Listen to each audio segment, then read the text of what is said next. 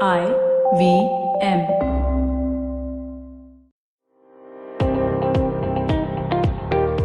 Welcome to All Things Policy, a daily podcast by the Takshashila Institution. We are a bunch of policy nerds based in Bengaluru, and we like bringing fresh perspectives to Indian affairs and Indian perspectives to global affairs. So grab a cup of coffee, sit back, and join us for today's chat. Hello and welcome to All Things Policy. I am Pranay Kotasthane and I have with me General Prakash Menon. And today we are going to discuss a recruitment plan report which has come out into the media of the army, and it suggests that there are a few changes being considered for taking in people into the armed forces. And basically there are two ideas that are doing the rounds. One is something called the tour of duty. I don't know why that name and where that name comes from, but it says basically that there will be soldiers and officers who will be recruited for 3 years into the armed forces, and they'll go out of the armed forces after serving this term. And the other one that has been under discussion is something called the inverse induction model, about which we have discussed earlier in an episode as well. And that was one of the ideas to for centrally armed police forces to recruit people, and then they serve for a specific period in the armed forces, and then they go back to their armed police force after that term. So I thought it would be a good thing to discuss the merits and demerits of both these strategies, and that's why General Menon is here with us. So General Menon, first of all, I wanted to understand what is the organizational aim that we are trying to achieve by changing these recruitment plans? Yeah, so actually it is rooted in the fact that our pension bill is now completely unsupportable in the long term. In the short term, it is affecting military modernization because the pension bill has jumped, especially after the OROP. So whatever these measures are actually to bring down the pension bill, and that is where the origination of these ideas have come from. So it is something which is aimed only for that. But can we still maintain, but the larger question is, can we still maintain military effectiveness to the required level and quality, and yet change the way and how long we keep this? That, I think, is the essential background under which we should view these proposals. Right. Just to give some context to what General Menon was mentioning about the pension numbers. So by 2014-15, the defense pensions bill was around 54,000 crores. And by 2020, it had more than doubled to 1,12,000 crores, right? So it is more than a 2x jump within these 4 or 5 years, and it is going to keep increasing significantly. And that too at a time when our modernization plans are difficult, and after COVID-19, even there will be budget cuts elsewhere. So that is the background. General Menon, I suppose that's the reason why these ideas are even finding some traction now. Yes, exactly. The point is, what can we do? But whatever we do, we can't really solve the problem in the short term, because even if you take somebody for 3 years, you don't give him a pension, he goes back, but that doesn't save your pension in the short term. It will save it in the long term. So we must understand that these are measures which are primarily meant for the short term, except probably the inverse induction model, which again is the long term. But this one is completely different, the tour of duty. So let's get into the details of this itself. So first, this tour of duty, as I understand it, General Menon, it is for both soldiers and officers, and it is serving for 3 years. So maybe people after their 12th standard, I suppose, will come into this. And that's what they're talking about after finishing 12th standard. That's right. Right. So if they are going to serve for 3 years, that means their training obviously has to be much shorter compared to what the armed forces give currently, isn't it? Well, what I'm given to understand is that the training would be, if it was normally for 1 year, it will be curtailed to about 7 to 8 months. If it was for 2 years, it'd probably be for 1 year. So this training is just the fact that they believe that a certain minimum amount is possible in a short period of time. And I don't think these 3 years includes a training period. That is a separate period. Okay. So, General Menon, actually, this as such is not a very new idea, right? There is a history to this. A lot of times, Indian armed forces and the government have considered ways to quickly ramp up recruitment and ramp it down later as well. So there have been various schemes over the years, color service, reserve service, territorial army, NCC, and short service, which the three already exist now. So what were these about? So let's discuss them. What was this color service about and why was it taken away? See, one of the reasons why this pension bill has gone so high is the fact that previously people used to serve only for a short period of time, which was for 10 years, or maybe less than that, and then they went home. So because of the fact that they could not get resettled anywhere else, their period was extended, the color service, the amount of years that they put into service, and they were eligible for a pension after a particular number of years. Okay. So we took on the pension entitlement in the name of the welfare of the people who had served the nations. Like the Short Service Commission was initially, I think, 5 years, could be extended up to 10 years. Now we see that, it is moving on to, they should be given a chance to become permanent. So eventually what happened was that we started this small, but it all grew up, and then there was this clamor that, what will happen to us after this? Who will give us a job? So it went on to all these longer term stuff. So here now we are back to a much shorter frame, because I don't think we have ever been in this 3-year mold. So it will be nice to see as to why is it 3 years.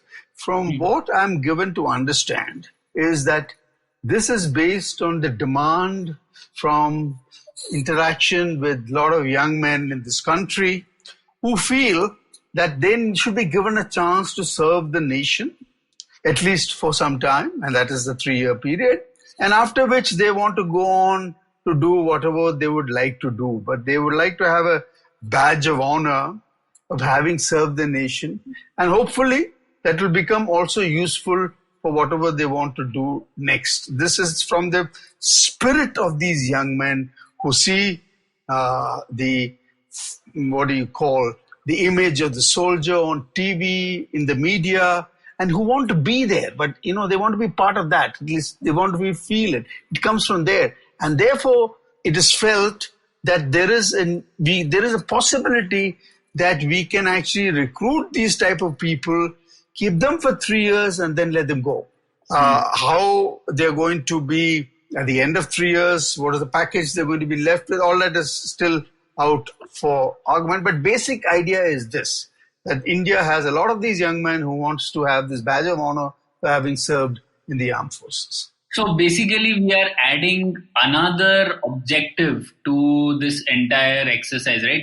Earlier, we discussed the main objective was reduce pensions and salaries outgoes while not decreasing military effectiveness in any other way. But looks like this tour of duty adds a third objective, which is meeting the demands and aspirations of people who are outside the armed forces country. Would it be right to say this? Actually, you are trying to say that there is a convergence of interest here between the fact that these people want to have this short tour of duty and your need to keep pensions down. Because let's say you recruit 10% of the people for tour of duty in the armed forces, just top of the head figure, then you would have otherwise normally had to give them that 10% pension at the end of 15 or 18 years. That you will save, because these guys you will keep for that long and you don't have to worry. So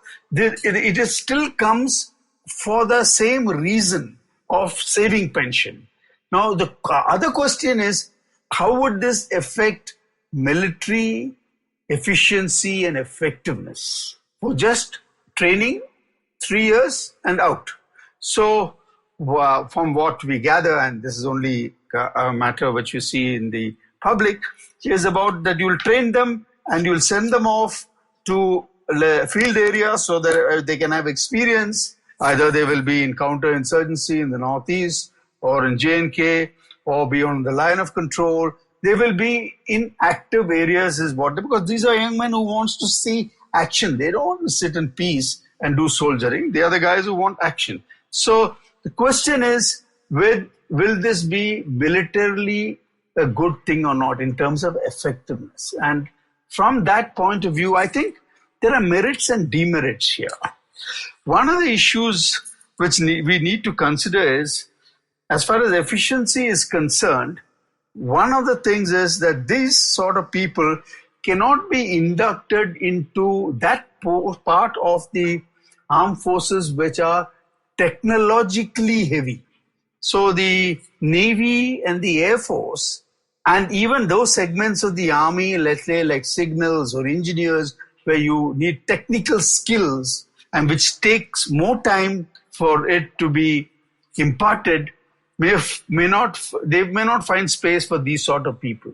But you can find space for these sort of people in non-technical arms, let's say, especially in the infantry, which is the bulk of the Indian Army. So this proposal is, let's first be clear, is an Indian Army proposal. It is not meant for the Navy or the Air Force as yet. And the Army can possibly do this without affecting military effectiveness much, depending on the numbers, if they do this for the infantry. That's where there is possibility. And why do they say there's possibility in the infantry? Because the type of skills which needs to be imparted to a soldier, infantry skills, it's well possible to do it in a short period of time. And he never operate alone in the infantry. He will be part of a larger, let's say, he will be part of a section or a platoon. His individual skills actually contribute at the collective level, but it cannot affect the collective level very much. And we hope, and this is the catch, that the spirit of these guys, and that's where the selection process will have to be very good, will be such that these guys are imbued with the spirits and the unit and the organization is able to make the best use of it. So it's possible, but those numbers will have to be not very much. It's possible that you might utilize them for 3 years and be very clear that at the end of 3 years, they just go back. There's hardly anything which the armed forces will be able to do for them. So normally what happens is, if they start later asking for, let's say, medical cover, canteen cover, priority for jobs and so on, then these will have to be decided a priori. But now the issue is of saving cost. So that will have to be kept in mind. So there is scope. You don't rule this out. There is scope. And to try this out and see whether it will work. And that's what they're suggesting, that they will do it with 1,000. So this I'm talking about is the men, the rank and file. For the officers, I think I have a different view on this. For officers, it may not be a good idea.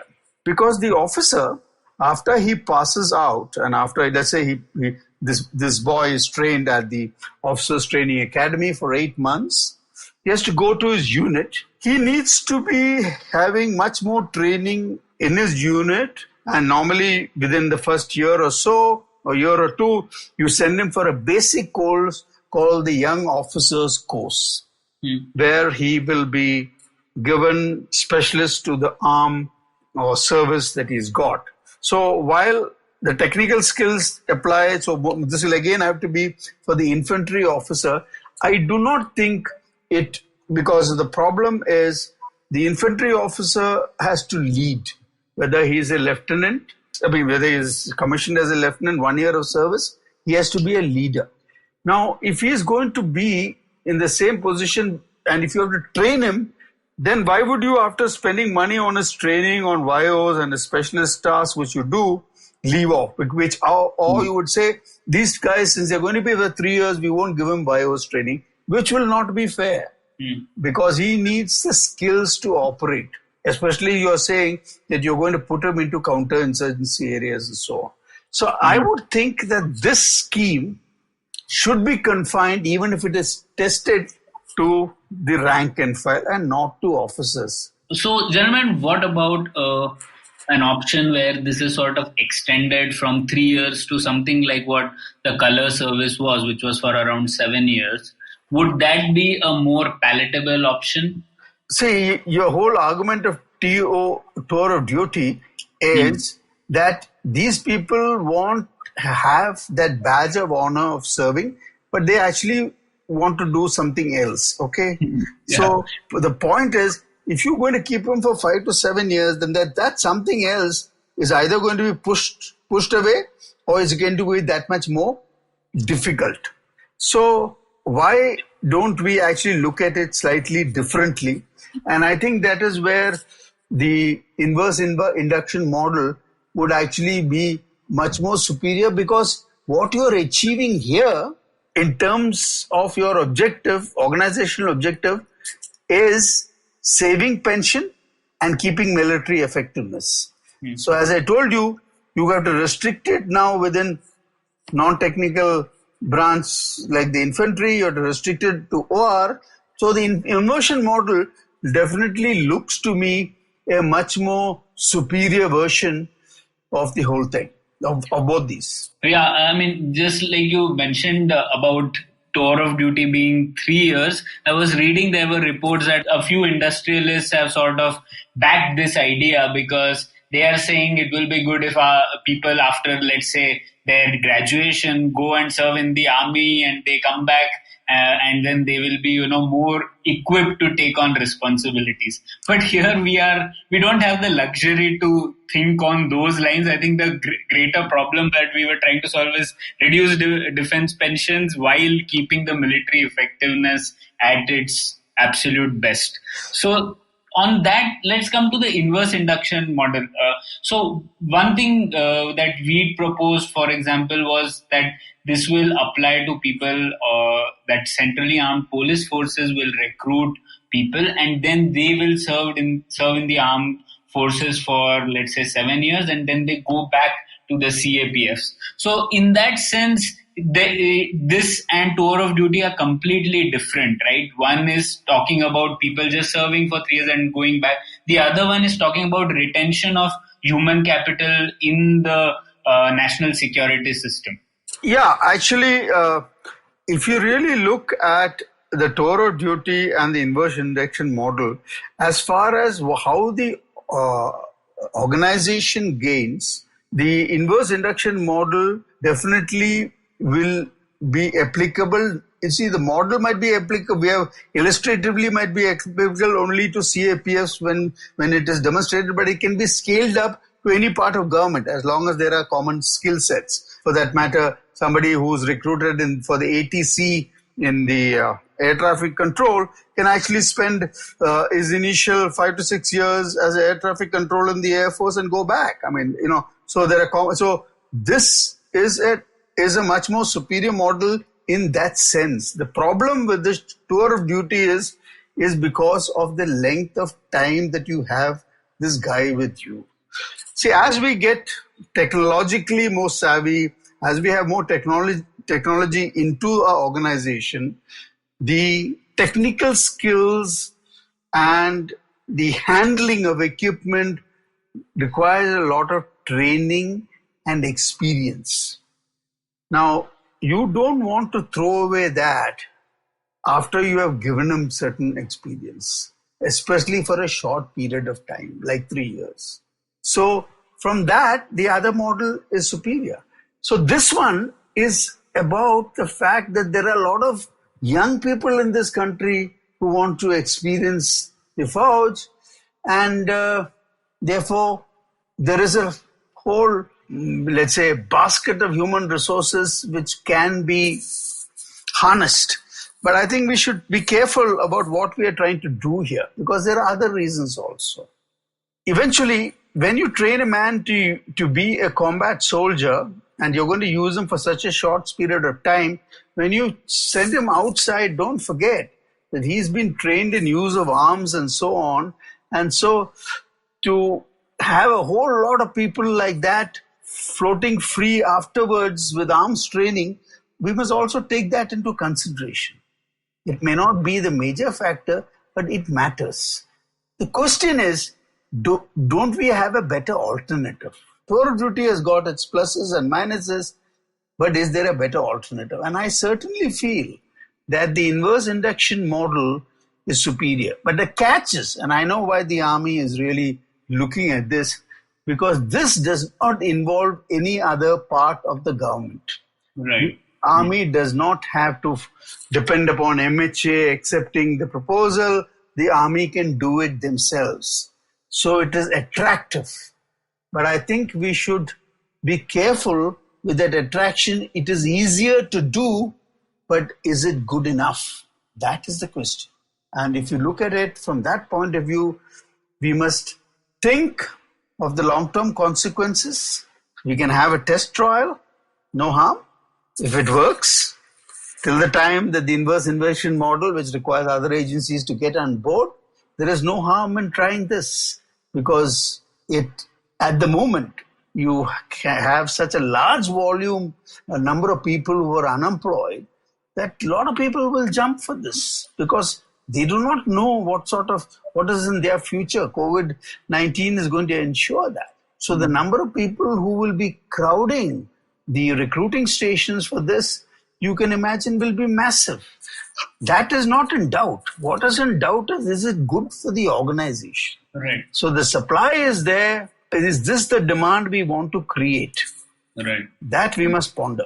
That's a good point. On this, gentlemen, isn't these times actually a point where armed forces should be looking for some strategic hiring, in the sense that there are a lot of good human capital and talent who will not be able to, say, get the job that they desired because of the circumstances outside. So shouldn't this be looked as a way to hire strategically, maybe increase intake for some time, rather than looking at hiring for 3 years or really short periods of time? See, the point is, from the supply side, there's not going to be a problem, at least for the foreseeable future, because of the contraction and the effect on the economy itself. So we don't have to worry about the supply side. We can, in fact, will be able in a position to choose the best, because there are more people who will now be willing to come to the armed forces, and you can be choosy about it. So you really look at it, we must, in fact, look at it from the point of view, how do we select good people and yet keep them in the system so that the pension can be reduced? Don't forget, this is about reducing pensions. That is your main objective. If that was not there, then we should actually keep the people, pay them their pension, they can go home. And to this episode, we'll link our document on this inverse induction, etc., because the seriousness of the pension problem is conveyed in that document, and we have done another episode on that. We'll probably link that as well.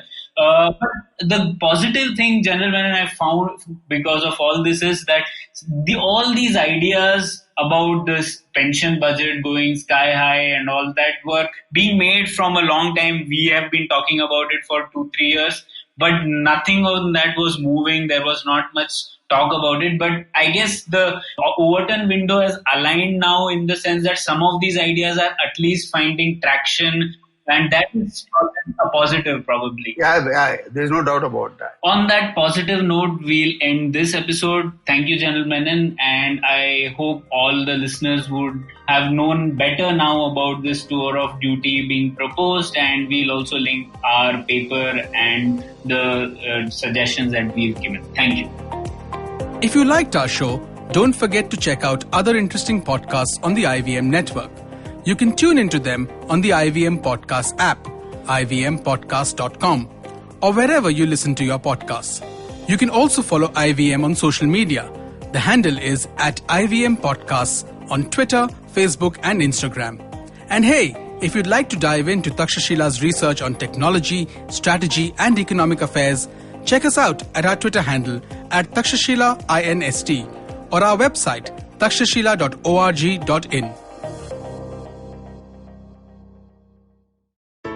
I hope you enjoyed that show. We'd like to thank our sponsors this week, Paytm Money.